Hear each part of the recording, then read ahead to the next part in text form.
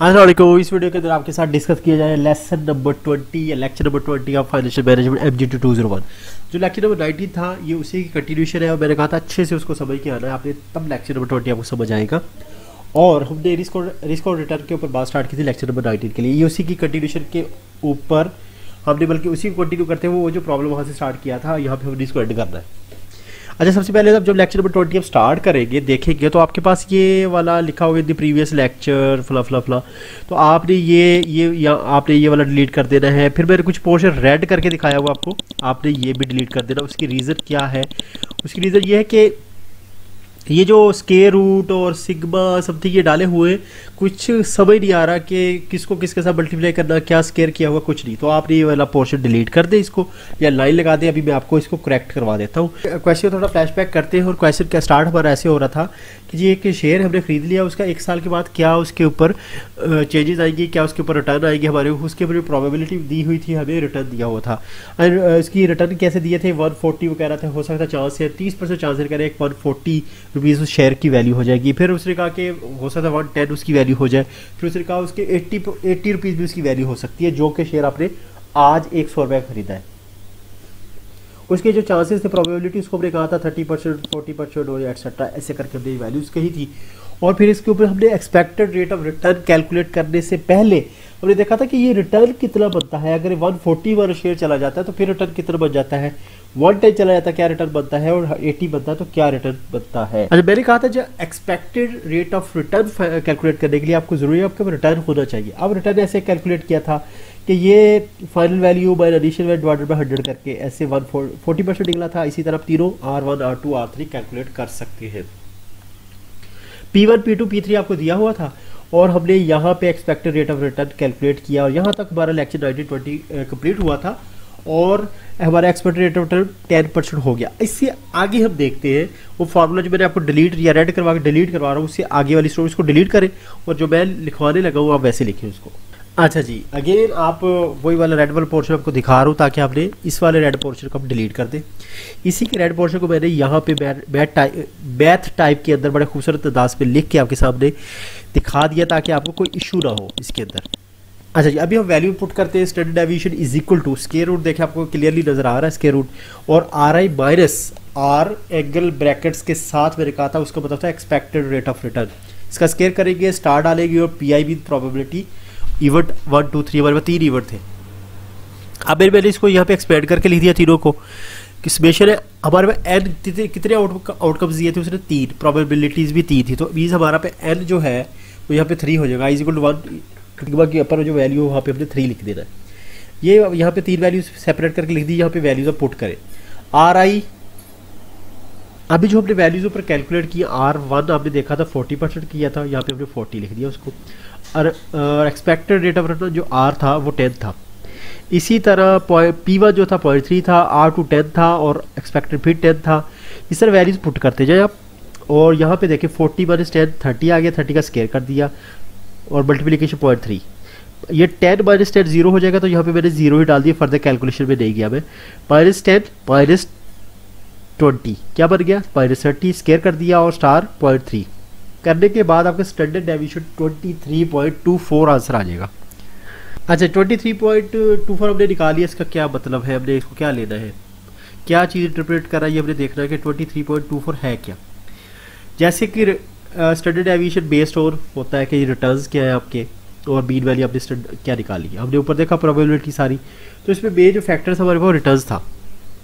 Returns के units हमारे पास क्या थे, हमारे पास परसेंटेज में यूनिट थे। तो जो स्टैंडर्ड डेविएशन निकलेगा वो उसी यूनिट्स पे से रिटर्न्स था परसेंटेज में, तो स्टैंडर्ड डेविएशन भी हम परसेंटेज में लेंगे। अभी इसका 23.24 है क्या, अब इस पर बात करेंगे। पीछे अब मैंने आपको एक बेल शेप कर्व दिखाई थी, उसको सिमेट्रिक कर्व भी कहते हैं, नॉर्मल प्रोबेबिलिटी डिस्ट्रीब्यूशन कर्व भी कहते हैं। मैथ के अंदर स्टैट के अंदर आपने इसको स्टडी किया होगा।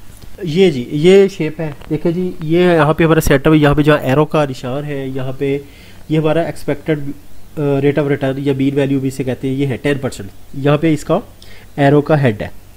अब -1 स्टैंडर्ड डेविएशन इस जगह को कह रहा है, प्लस स्टैंडर्ड डेविएशन इसको कह रहा है +1, ठीक है जी। ये +2 स्टैंडर्ड डेविएशन माइनस इसका इस तरफ होता है, इस तरफ नॉर्मली इसको -3 स्टैंडर्ड डेविएशन तक इस शेप को एक्सप्लेन किया जाता है। अब इसकी मज़ीद डिटेल जो है वो तो स्टैट्स और मैथ पे होती है। यहाँ पे हमारे समझने वाली बात ये है कि हमने जो expected rate of return calculate किया था वो 10% था। एरो वाली जगह पे हमने उसको ले लिया 10%। बाकी जो +1 और -1 स्टैंडर्ड डेविएशन हमने कैलकुलेट करने कैसे। अभी एक एक्सप्लेनेशन के बाद मैं ये बताता हूँ कैसे हो। कुछ भी समझने से पहले आप एक बात समझिए, कहना क्या चाह रहा है। कह रहा है जी actual return will lie between -1 standard deviation and +1 standard deviation of the expected return. इसका क्या मतलब हुआ, ये इंपॉर्टेंट लाइन है, बहुत इंपॉर्टेंट लाइन है, ये समझिए आप। जो सेंटर जहाँ पे एरो हेड था वो हो गया हमारा एक्सपेक्टेड रेट ऑफ रिटर्न वाला पॉइंट। एक्चुअल रिटर्न ये थे हमारे एक्सपेक्टेड है कि आज हम बैठ के अंदाज़ा लगा रहे हैं कि 1 साल के बाद हमारा रिटर्न क्या होगा। जब 1 साल हो जाए कंप्लीट हमारे पास कुछ एक्चुअल रिटर्न्स आएंगे। उन एक्चुअल रिटर्न्स को अब जब हम कैलकुलेट करेंगे, जब देखेंगे तो आप इस नतीजे में पहुँचेंगे कि उसकी जो वैल्यू है वो -1 +-1 स्टैंडर्ड डेविएशन के दरमियान पाई जाएगी। अभी हम +-1 स्टैंडर्ड डेविएशन के दरमियान पाई जाने के जो चांस है वो है 68.26%। ये आपने ऐसे ही याद रखना है। ये इसकी जो डेरिवेशन है या प्रूफ जो है वो तो स्टैटिस्टिक में होगा, यहाँ पे नहीं है। हमने सिर्फ ये कैलकुलेट करना कि +-1 स्टैंडर्ड डेविएशन कैलकुलेट कैसे करते हैं।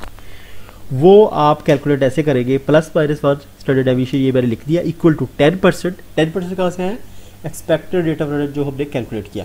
फिर डाला मैंने +-, वही ये वाला जो +- है। फिर डाला 1 स्टैंडर्ड डेविएशन क्या है, स्टैंडर्ड डेविएशन हमारा जो वैल्यू हमने 23.24 कैलकुलेट करके आए ऊपर। ले जी हमारा ये वाला +-1 स्टैंडर्ड डेविएशन की समझे कि ये हमारी एक इक्वेशन बन गई है। अब इसको हम फर्दर क्लासीफाई कैसे कर, फर्दर इसको सिंप्लीफाई कैसे कर सकते हैं। देखो जी 10% -23.24% लिख सकता हूँ।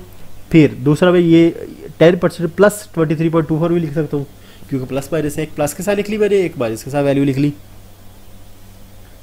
इसको जब सिंप्लीफाई करूँगा तो आंसर क्या आ जाएगा, -23.24, क्योंकि 23.24 माइनस में है, ये प्लस में है।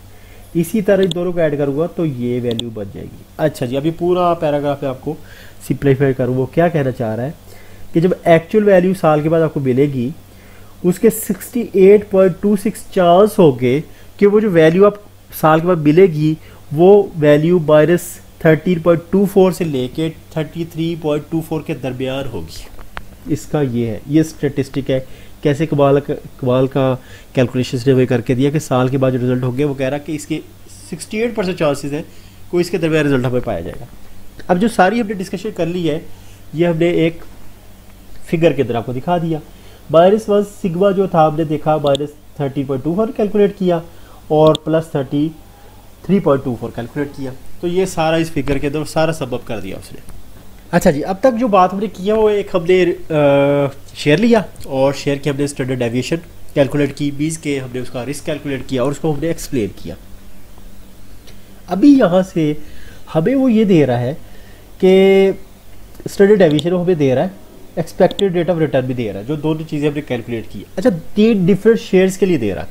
कह रहे जी एक स्टॉक है, एक शेयर है, उसका नाम उसने स्टॉक है दिया। फिर दूसरा उसने कहा टी बिल या बॉन्ड भी, एक बॉन्ड की दे रहा है, और प्रोजेक्ट सी।